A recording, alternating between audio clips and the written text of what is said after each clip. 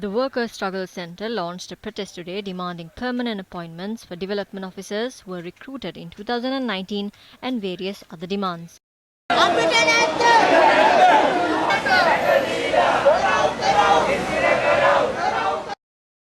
protesters commenced the demonstration from Town Hall and marched towards the Ministry of Finance.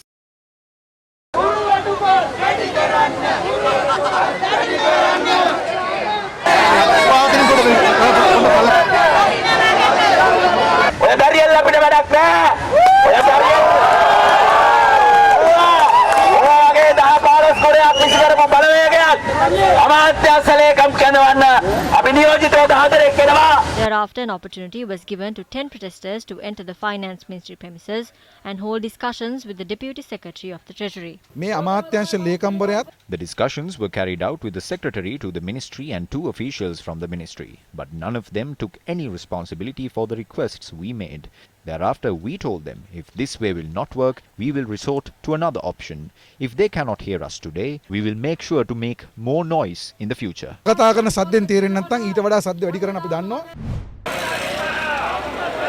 Meanwhile, the Ceylon Electricity Board Technological Engineers and Superintendent Union launched a protest opposite the Ceylon Electricity Board today, citing that the actions taken by the management of the CEB are illegitimate and ad hoc.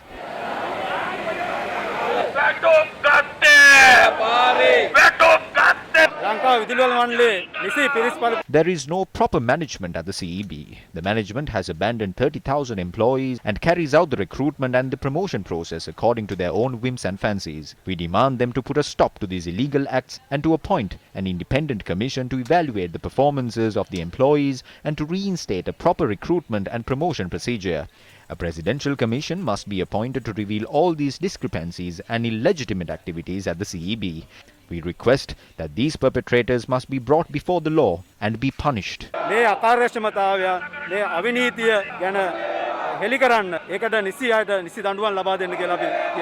Thereafter, the protesters marched towards the Presidential Secretariat and 3 of them were granted the opportunity to hold discussions with an additional secretary to the President. The protesters dispersed after the officials promised them an epistle that was handed over by the protesters, which will be given to the President.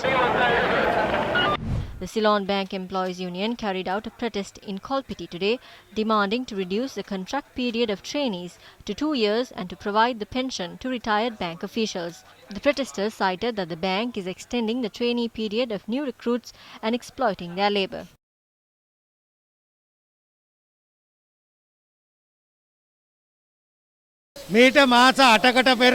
Eight months ago, we launched a struggle for the rights of state bank employees. On the 26th of July, Honorable Prime Minister, in his capacity as the Minister of Finance, gave instructions to resolve this management issue. That instruction has been passed on to the state banks of the country by the Secretary to the Ministry of Finance as well. But now, it has been more than 8 months and this instruction has not been carried out by the state banks. Because of that, the union had to take it to the streets once again. The group then marched to temple trees and police took steps to block them. 5 protesters were allowed to hand over an epistle containing their demands to the temple trees.